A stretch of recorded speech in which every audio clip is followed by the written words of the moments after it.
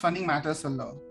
So again, okay, I was admitted from 10 colleges, but what if I don't have the funds to get admit in it? So of course, it's all about the money, whether I'm able to pay or not. Basically, I come from a small village in Bihar called Zura Pakdi.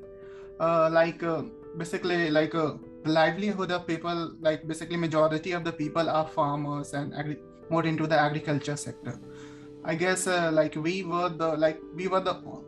think my sister and myself were the one who completed the masters in our village. My father is farmer, and now I'm currently working in a wing electrical as a business executive for low carbon technology.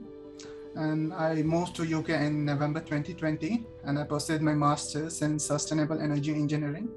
And it has been now a year that I have been working in the company. So I don't want to work in like the traditional field, like just pure electrical or just doing electrical engineering and switching to ITs or computer science. So I was thinking to do something different. So at that time, did my own assessment, and I realized that renewable sector will boom in future. I thought now it's time to change my domain and go to something different that has a better future, and that is more into giving back to our society, making our environment more cleaner, greener, and more sustainable. So I started from November, and by the end of January 2020, I started applying for colleges, and from March onwards, I started getting admitted. And it was in May when I got the scholarship confirmation from the University of Nottingham. I was a good student. Academically, I was a good student. So like when I applied for master, I got admission from in between 7 to 10 colleges. For any foreign studies, you have to pay a big amount of money as an education fee. So of course, funding matters a lot. So again, okay, I was admitted from 10 colleges, but what if I don't have the funds to get admit in it? So of course, it's all about the money, whether I'm able to pay or not. And now I have to arrange my own funds for paying my fees. So, and if you remember, during the March time, the Corona pandemic started. So it was very uncertain period. Like it was very big decision to make a decision, like moving out of India during that unprecedented time, arranging funds, looking back the families and other challenges. So it was a very critical part. And one day I saw I was doing my own research. I found Sasidha, like he was talking about GradRight. So I thought, why not to try? So I just contacted them and I get in touch with Shivani.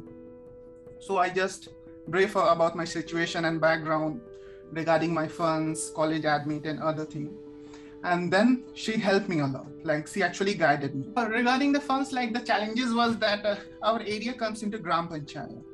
And so if we go for funding or say loans, like they say that we have assets that comes into Gram Panchayat.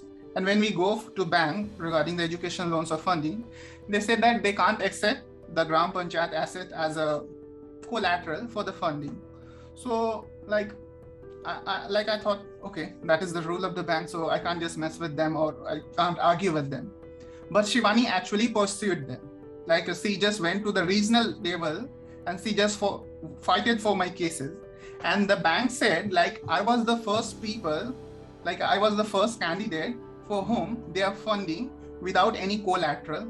I don't think it would have been possible without Shivani's effort. And I'm happy what I'm doing. I never imagined like I'll be working at such a level. Now currently I work with my own company's director and we execute the business. Like we just manage the people, liaise with the national grid, dealing with the suppliers like the Teslas and Enphase, and like we have a broader network. I have recommended many people for GradRight based on my personal experience, because I have already told that almost all of the banks said, no, we can't give you the funds. But it was, I think, to be very honest, if it wasn't Shivani or GradRight, it would be impossible.